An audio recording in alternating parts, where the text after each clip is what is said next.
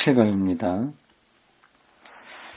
우리가 지난 6강에서 하나님이라는 언어의 그 무거움, 그 짐지움, 그런 것에 대해서 들었습니다.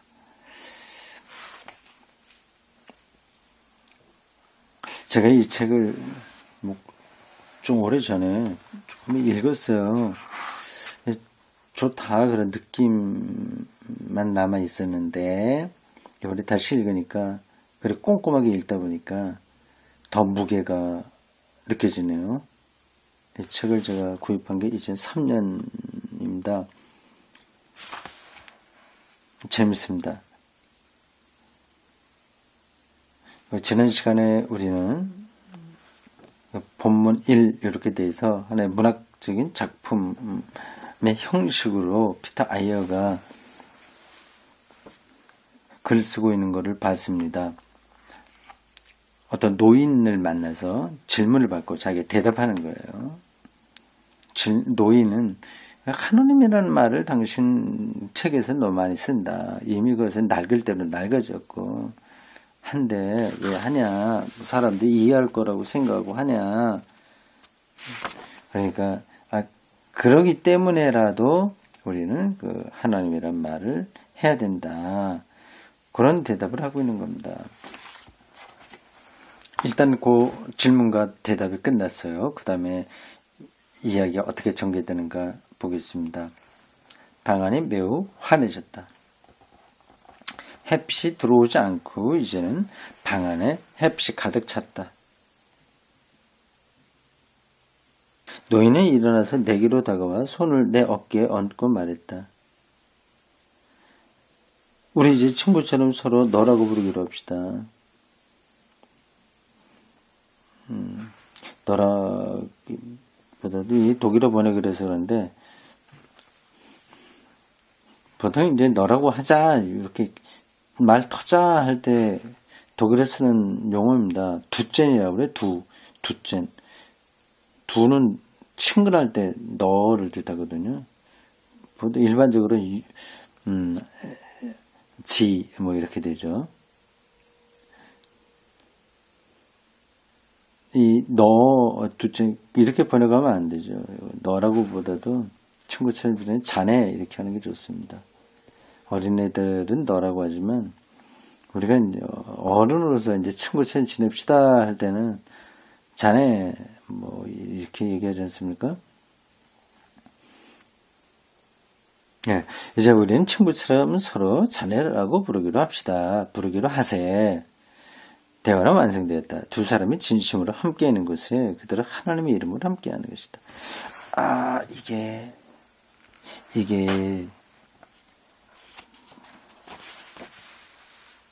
실제 있었던 게 아니라 문학적인 작품이죠. 작품의 일부인지도 모르겠습니다.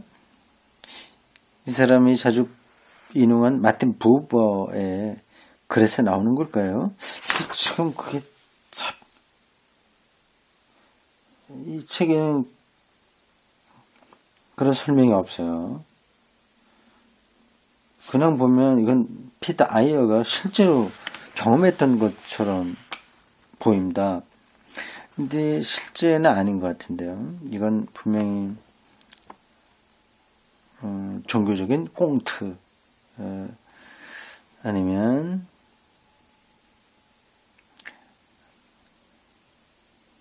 뭐라고 해야 될까요? 비유, 유비 이런 거죠. 서로 반대 입장인데 이렇게 이야기하다 보니까 결국 하나가 된다고 하는 겁니다. 어쨌든 여기서 중요한 거는 하나님의 이름을 그렇게 한두 가지로 고착된 그런 걸로 보지 말라. 그 역사적인 배경에서 훨씬 더 자유롭게 나타날 수 있는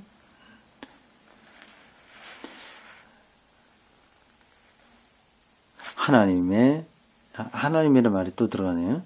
나타날 수 있는 참된 진리의 활동, 이라고 할 수 있는 거죠. 그래서 뭐 자유라고 얘기했는데.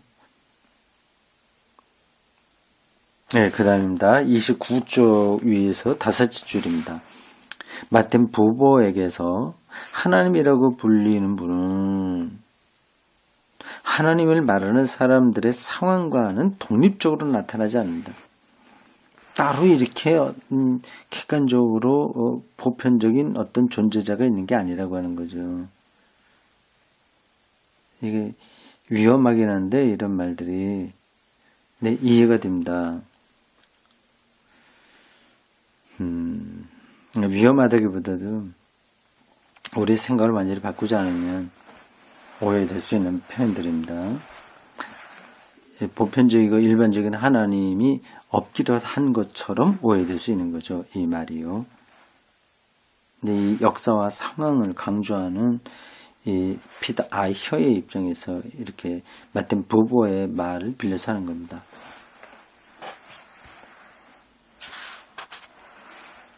하나님의 충만한 의미는 철학적인 계산으로 밝혀지지 않고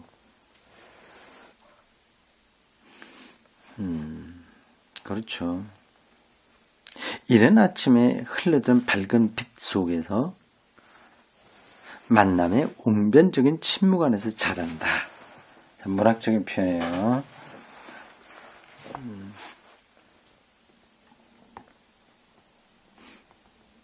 제가 자주 쓰는 용어로 이걸 바꾼다면 영적인 공명이죠. 공명, 울림, 떨림이죠.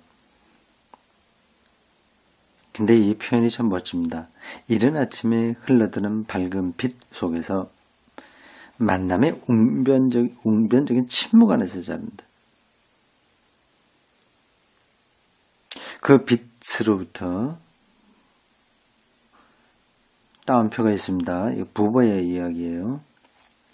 그 빛으로부터 내 속으로 힘이 흘러드는 것 같았다고 하는 빛의 상징은 하나님이라는 말에 결정적인 의미를 부여하는 것 같다.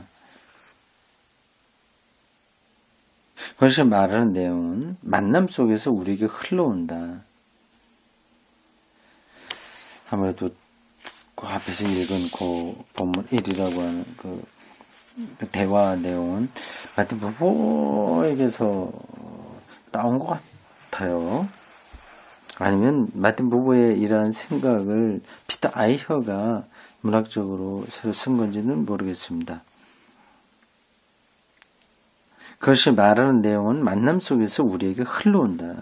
완성된 대화, 너라고 다정하게 말하는 가운데 완성된 대화의 상징은 하나님에 대해서 참되게 말하는 자리를 말해준다. 햇빛이 흘러 들어오지 않고 이제는 방 안에 햇빛이 가득 찼다. 하나님이 만남 속에서 너로서 우리에게 드러나는 곳에 그분이 있다. 이 너로서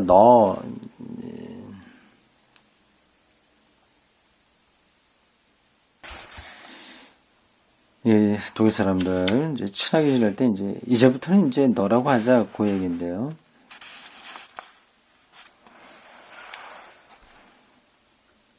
하나님이 이런 만남 속에서 방 안에 햇빛이 가득 차 있는 거예요. 가득 찬 방 안에서 두 사람이 만나는 것처럼 그런 만남에서 하나님이 너로 드러나는 데가 그분이 있다. 아주 가깝게 느낀다고 하는 거죠. 옆에 있는 것처럼, 정말 실제로 옆에 있는 것처럼 느끼는 거죠.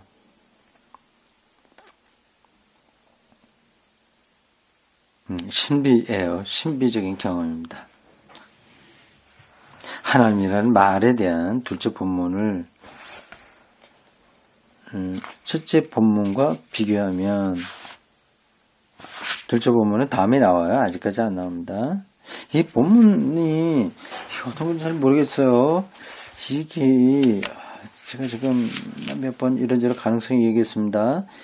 이게 실제로 피터 아이어가 경험한 이야기냐, 아니면 피터 아이어가 문학적으로 새롭게 쓴 이야기, 짧은 소설이냐, 종교 소설이냐, 꽁투냐, 아니면 비유냐, 아니면 마틴 부버의 이야기를 인용한 거냐 하는 건데, 아직까지도 이게 확 잡히지 않네요.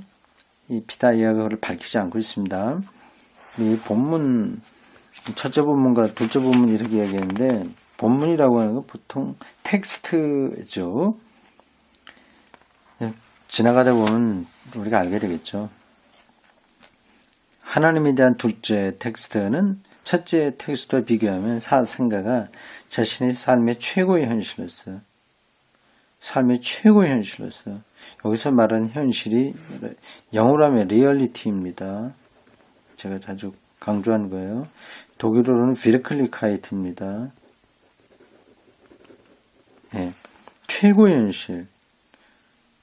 획스테, 영어로 그래요. 네, 독일어로 획스테, 가장 높은 현실로서 틸리 표현을 빌려면 궁극적인 현실이죠. 근데 이렇게 표현하면 그게 참 손에 안 잡힌다 얘기할 수 있는데, 궁극적이다, 최고의 현실이다 이런 거 말이에요. 이렇게 생각하시면 됩니다.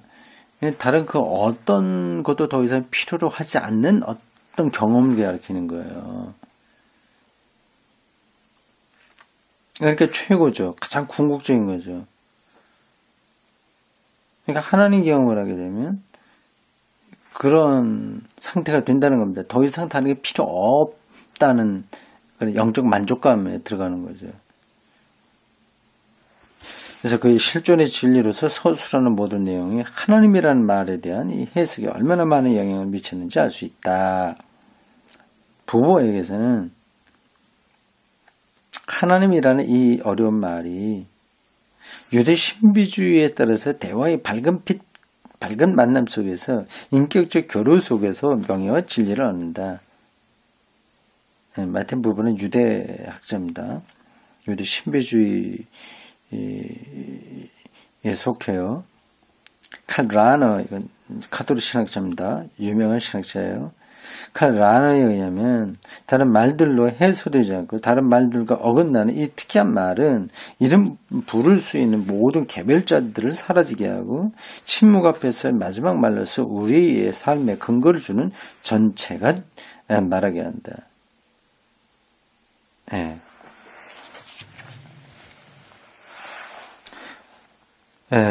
그렇습니다. 한 문장이 무게가 있습니다. 여기서는 이그나티우스 로욜라의 개인적 신비주의가 하나님이란 말에 대한 이해를 주도한다. 이제 텍스트 두 번째가 나옵니다.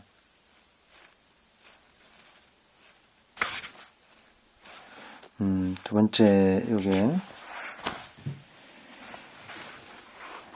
요거는 각주를 볼까요? 3번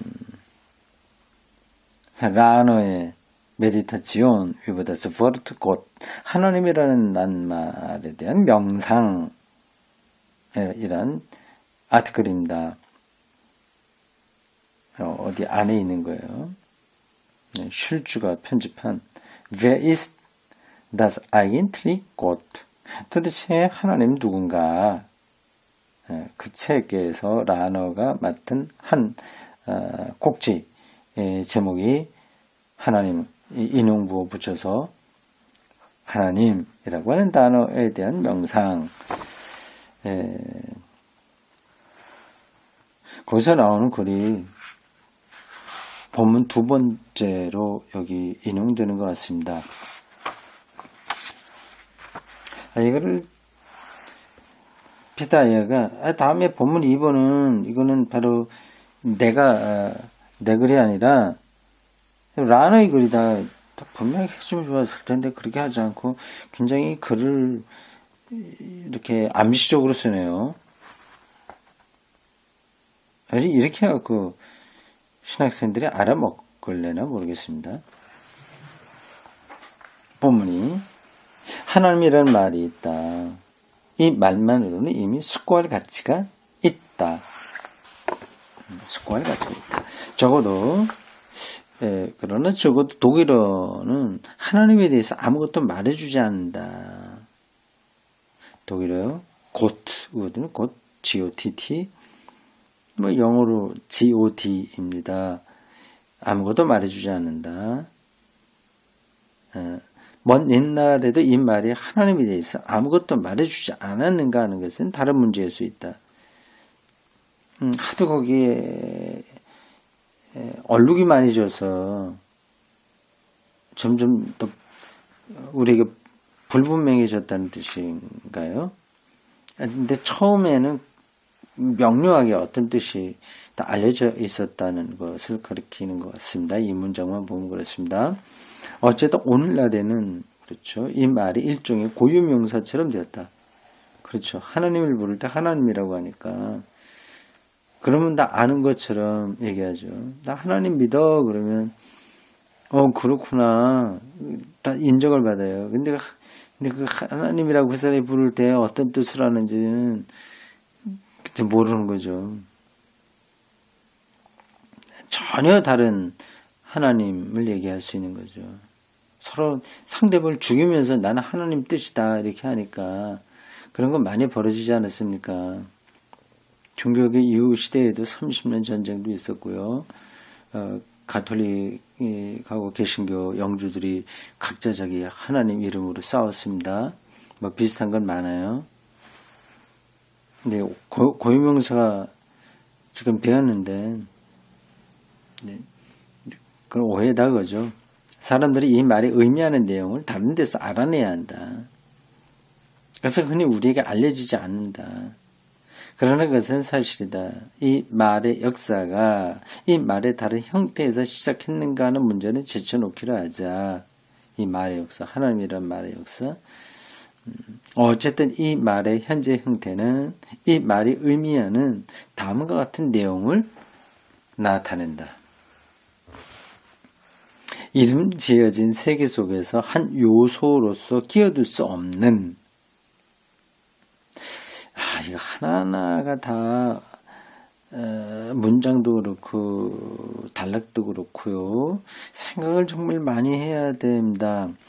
근데 생각하기 싫은 사람들 안 해도 돼요. 그 일일이 다 생각하다가는 자기 알지 못하는 거를 자꾸만 생각하다 보면 지루해지고 계속 못 읽습니다. 다 근데 압축적이고 암시적이다 하는 거예요. 여러분들이 생각해 두십시오. 이름 지어진 세계 속에 라고 하는 표현만 봐도 그렇지 않습니까? 이름 지어진 세계 속에가 도대체 뭘 얘기하는지를 우리가 알아야 되겠죠. 이름 지어진 세계 속에. 이 세계는 다 우리에게 이름을 붙였으니까, 나무, 별, 하늘. 그걸 얘기합니다. 근데 어떤 의미를 갖고 있는 거죠. 그냥 세계를 얘기하지 않고, 하나님도 그 이름이니까, 그 이름으로 우리가 다 모든 것을 규정하려고 하지 않습니까? 이름이 붙여진 세계 속의 한 요소로서 끼어들 수 없는, 이름 붙여질 수 없는 분이라는 거죠. 그 하나님은. 말로 표현할 수 없고, 이름 붙일 수 없는 분. 언제나 현존하지만, 고유한 방식으로 현존하지만, 간과되고 흘려듣게 되는 침묵하는 존재. 모든 것을 통틀어서 말하기 때문에 무의미한 것으로 회비될 수 있는 것. 모든 말은 말들의 영역에서 경계와 고유한 소리, 그리고 서로 다르게 이해할 수 있는 의미를 가지기 때문에 어떤 말로도 나타낼 수 없는 것. 따라서 하나님이라는 말은 맹목적인 말, 더 이상 우리의 특정한 개별적 경험에 호소할 수 없는 말이 되었다.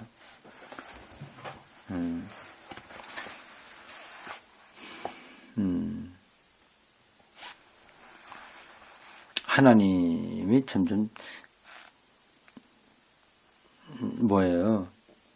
침묵하게 되었다.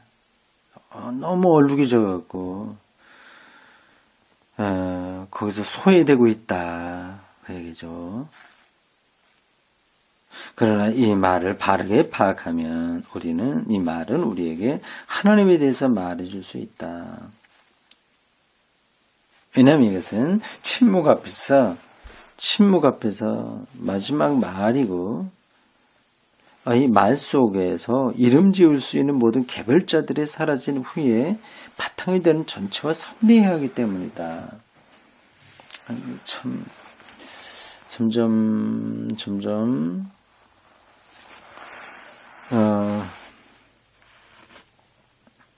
많은 걸 생각하게 하네요. 문장 자체가 다시 말하자면 압축적이고 비유적입니다. 암시적이기도 하고요. 모든 개별자들이 사라진 후에 조금 더 앞으로 가서 이름 지을 수 있는 모든 개별자들이 사라진 후에 세계 별, 달, 고양이, 소나무 이런 개별자들이에요. 사라지죠. 이게 결국은 언젠가는요. 그런 후에도 바탕이 되는 전체와 상대하기 때문이다. 하나님을 얘기할 때는 바로 그런 것까지 생각을 해야 되는 거죠.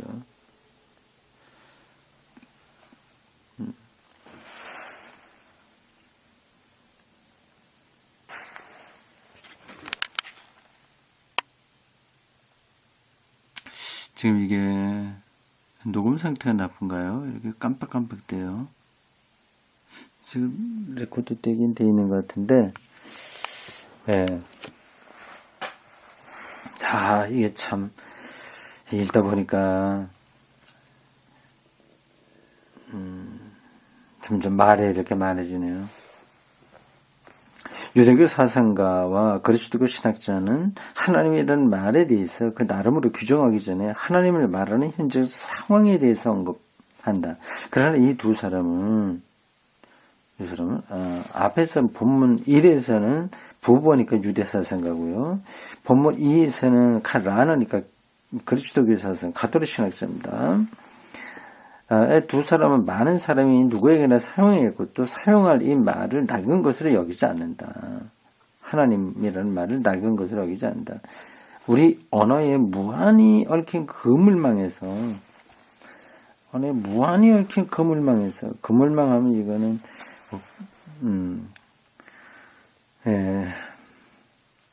다른 종교의 개념도 떠오르네요. 이 말이 만든 빈틈은 매우 중요한 자리다.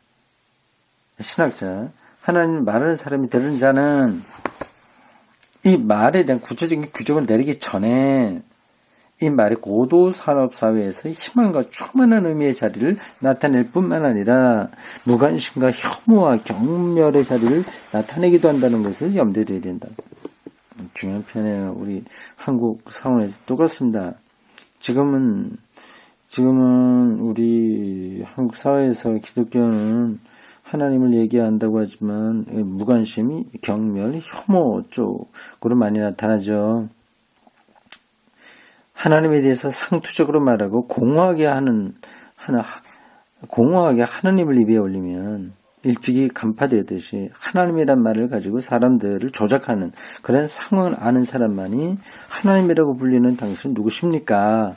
그리고 하나님을 말하고 하나님을 저주하고 하나님을 찬양하는 일을 아직도 중시하지 않는 우리 누구인가 진실하게 물을 수 있다.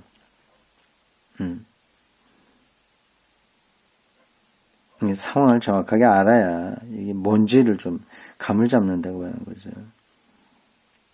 이 물음들 속에 신학의 모든 물음이 압축되어 있다. 그렇군요.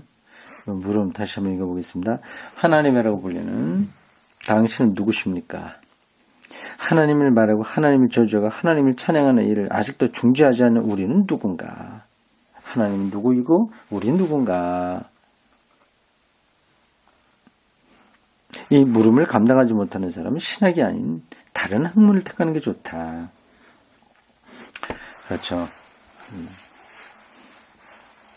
이러한 질문을 실존적으로 받아들이면서 신학 공부를 하는 사람들이 얼마나 될까요?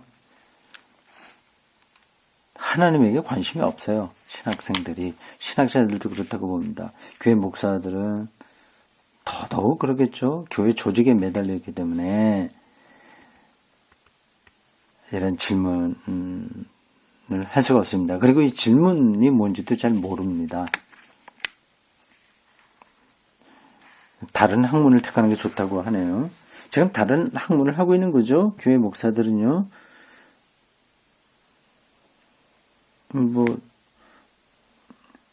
슈퍼마켓 운영하듯이 하고 있으니까 다른 거 하는 게 맞습니다. 명제 4가지가 여기 나오고 있습니다. 요거까지만 읽으면 마치겠습니다. 명제 1. 요건 여태까지 나온 거를 다 요약하는 거 아니겠습니까? 하나님이라는 말도 로고스라는 말도 그 자체로서는 분명한 내용을 나타내지 않는다. 너무 당연하게 생각하지 말라는 거죠. 이 말들의 의미가 다양하기 때문에 이 기본 단어들이 역사적으로 어떤 의미를 지는지를 묻게 된다. 또 물어야 된다.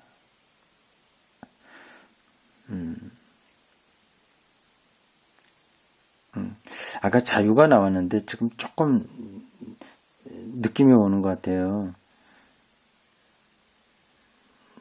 근데 잘못된 생각으로 많이 하고 있지 않습니까? 뭐 잘못된 생각도 있고 잘된 생각도 있죠. 하나님에 대해서요. 근데 거기에 고정된 게 아니라 우리 그 여러 가지 다양한 것 안에서 자유의 힘을 얻는 거죠. 신학을 할 때는 그 자유의 힘을 따르는 거죠. 명제 2. 모든 하나님 이해에는 특정한 자기 이해가 상한다. 결국은 자기 이해가 거기에 상한다.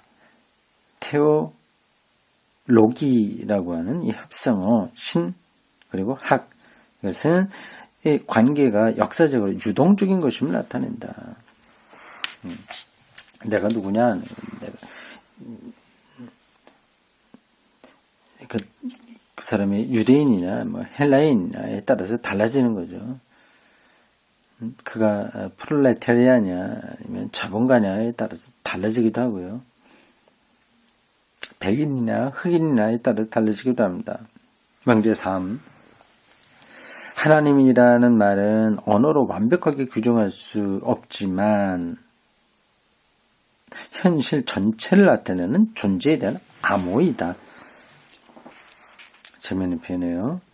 현실 전체를 나타내는 존재에 대한 암호다. 그래서 말하는 존재는 뭐 하이데거의 존재하고 어떻게 연관되냐 하는 것들을 생각해 보길 수는 있죠. 존재도 간단한 개념이 아니니까요. 어쨌든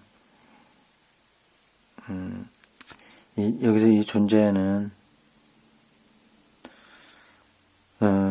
현실성 이렇게 생각하시면 될 것 같습니다. 리얼리티. 현실 전체를 나타내는 존재에 대한 암호다. 명제 4. 하나님이라는 말의 사용은 모든 인간적 로고스를 의문에 빠뜨린다. 하나님을 말할 수 있는 인간은 누구인가? 네, 모세의 전승에도 보면 하나님을 보는 자는 죽는다 되어 있죠. 그래서 인간적 로고스를 의문에 빠뜨린다고 했는데 인간적 이성, 인간적 말 이런 것들로 다 하나님을 나타낼 수 없기 때문에 그 한계를 지적하는 겁니다. 아브라함은 아브라함식으로 하나님을 경험했고 모세는 모세대로 했고 모세는 그 앞선 세대예요. 바벨론 포로 시대의 사람들은 그렇게 이해했고 그리고 그 방식으로 또 그 말 로고스를 자기들이 식으로 표현했고 하는 거죠. 그러니까 그게 다 완전한 하나님 이해가 아니니까 그런 것에 대해서도 질문할 수밖에 없는 거죠. 오늘 이거 참 어려운 것들을 우리가 잘 읽어냈습니다. 재밌네요. 제가 저기 괜찮다 강조를 했습니다만은 생각보다도 내가 좀 빨리 읽었거든요. 옛날에 읽을 때는 축축 나가서 전체적으로 우리에게 생각을 좀 하게 해준다. 좀 다른 방식으로 신학을 하고 있구나 하는 걸 알았는데 아주 꼼꼼하게 강독하기 위해서 읽다 보니까 더 묵직하네요. 여기까지입니다.